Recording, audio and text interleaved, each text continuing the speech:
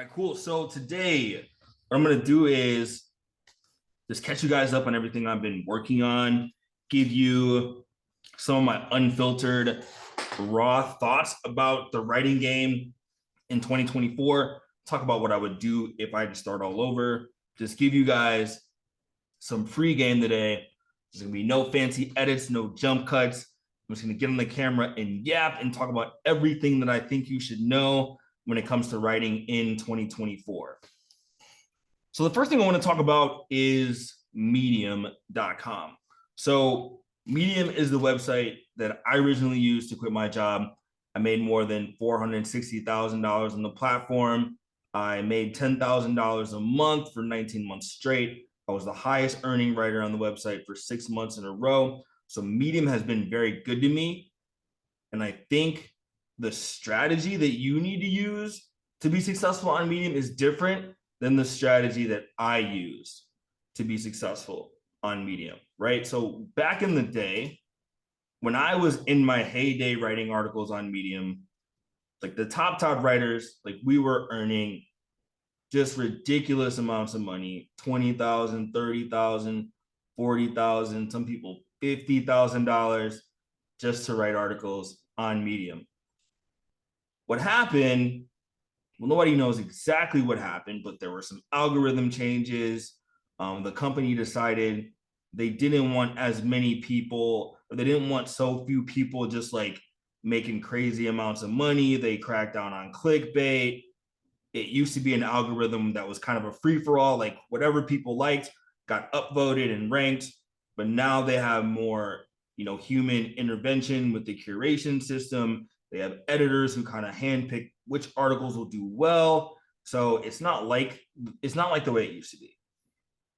So these days, like realistically, I'll give you the hard numbers because I know all the top writers on Medium, most of them at least. You can, if you're one of the better writers on Medium, you can make a couple $1,000s a month, which is great. For a lot of people starting out, the idea of making 1,000, 2,000, 3, 4, $5,000 a month just to write articles, it's awesome.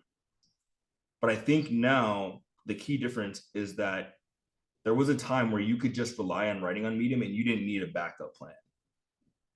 But these days, you have to do more than that, right? So one of the things you need to do from the jump, you're gonna need to find another way to make money other than just writing Medium articles. And so there's a couple of different options for that.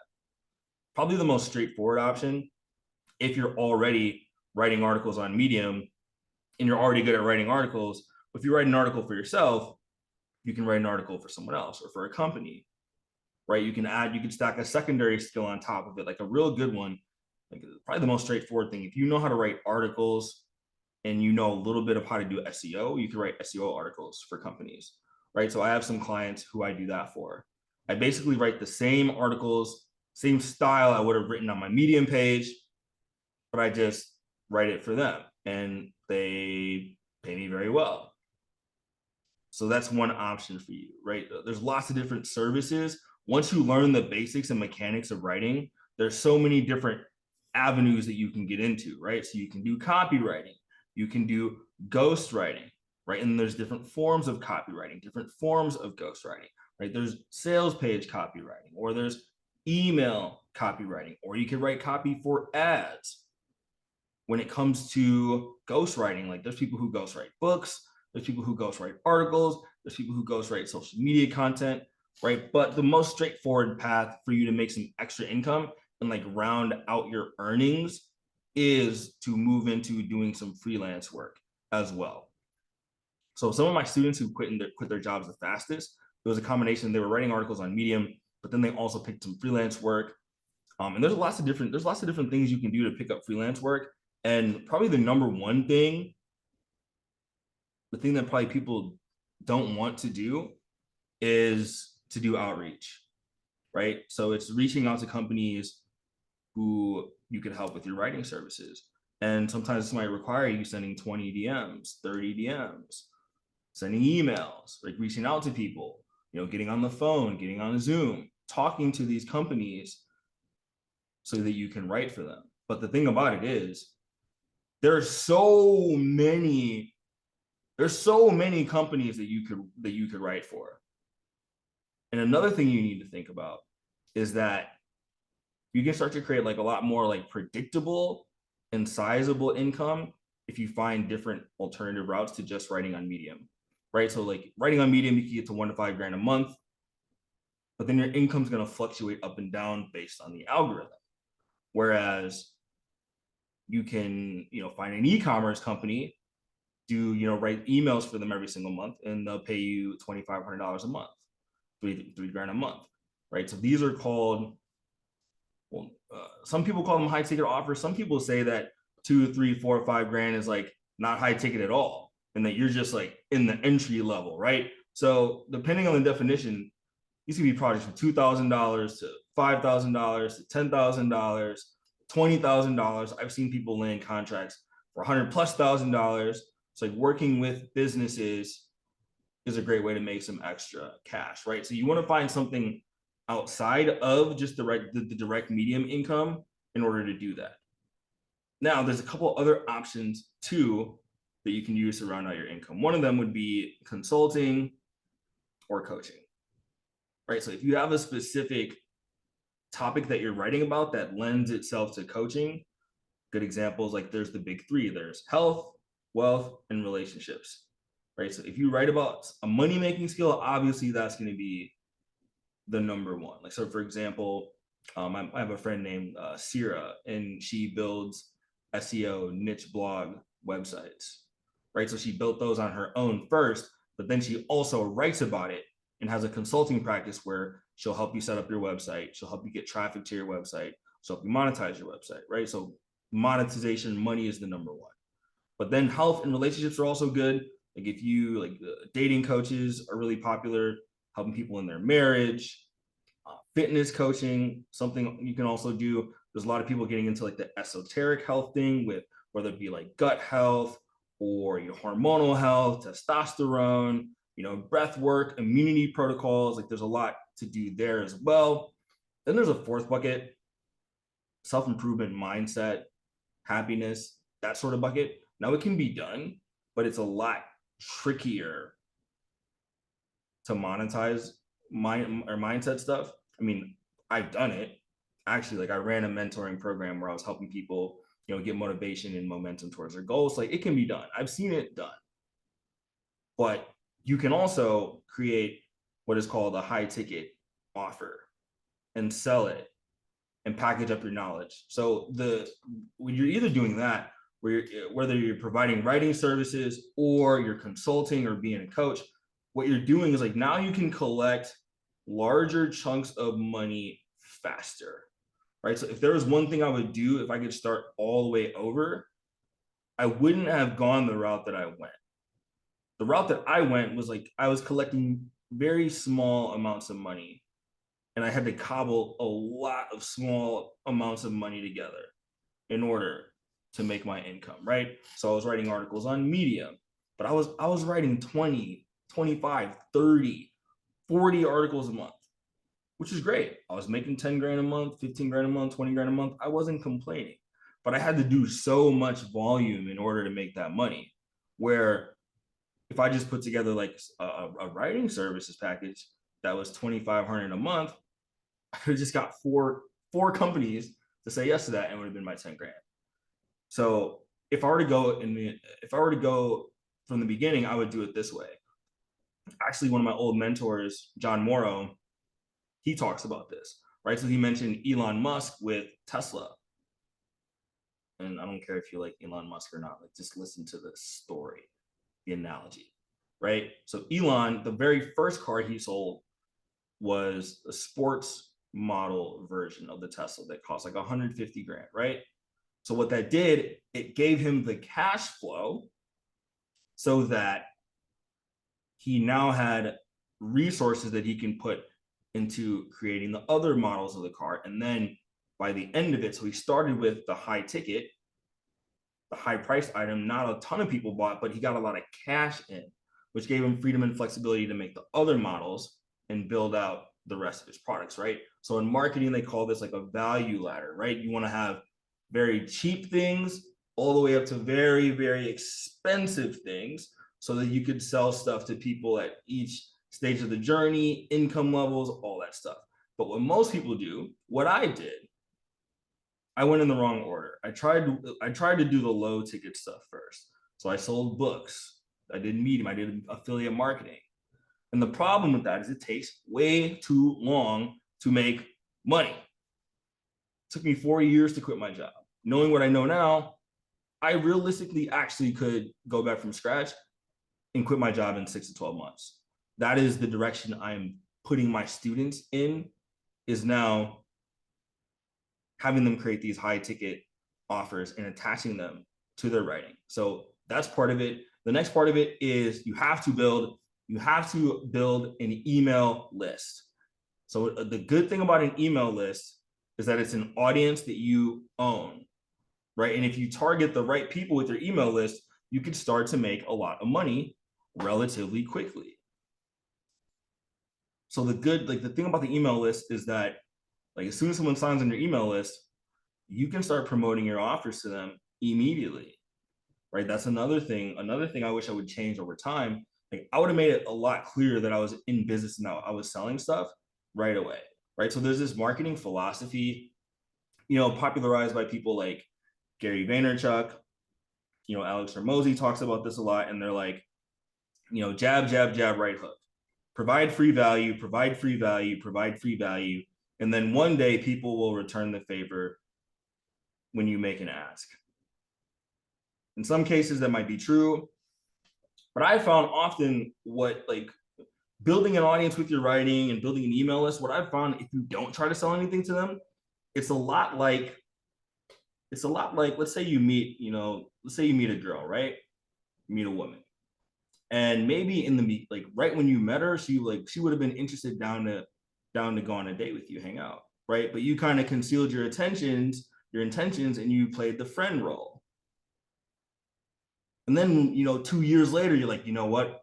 I really like you. I really want to take you out. And then she's like, whoa, I thought we were friends. So it's kind of weird. So you can do the same thing with your audience. Like, if you never try to sell, if you just provide free value, free value, free value, and then one day you try to drop an offer on their head, they're gonna be like, whoa, dude, I thought you were just here to create free content, right?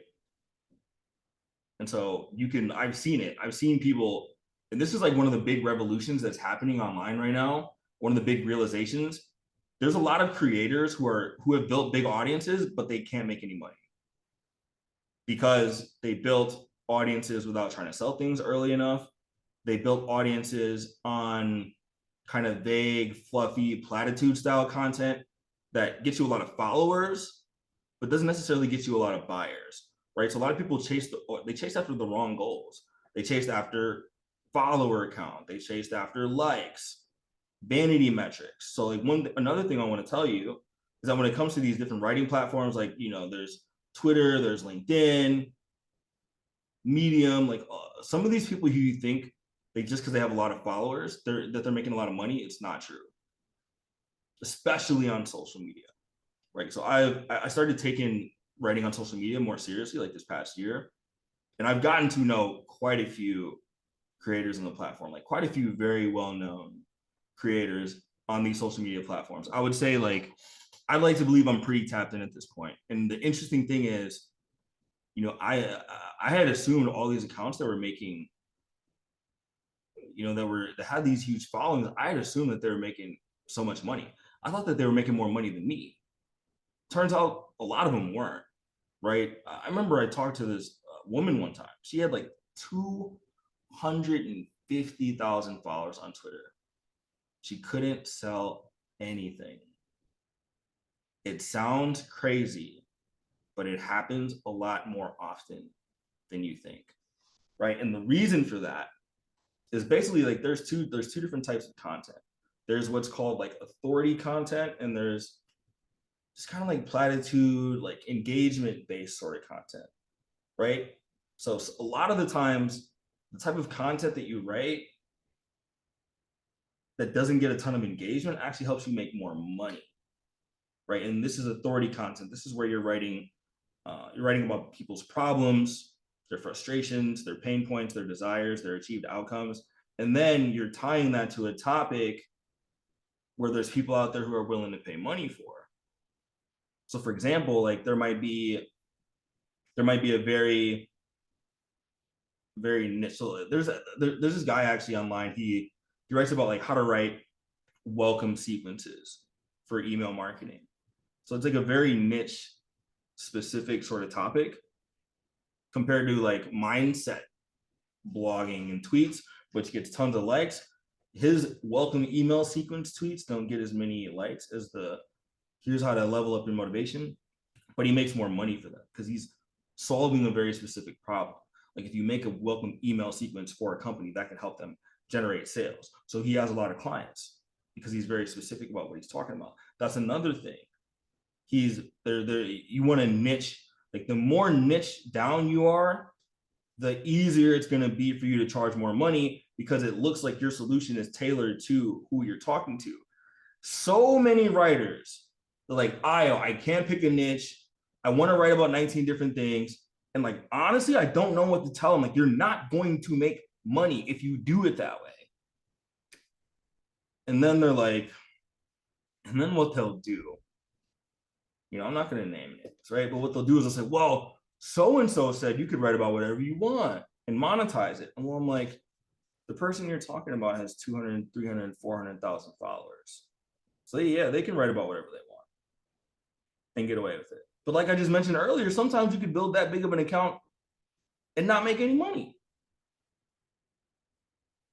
The easier way is for you to focus in, hone in on a specific topic that is conducive to making money.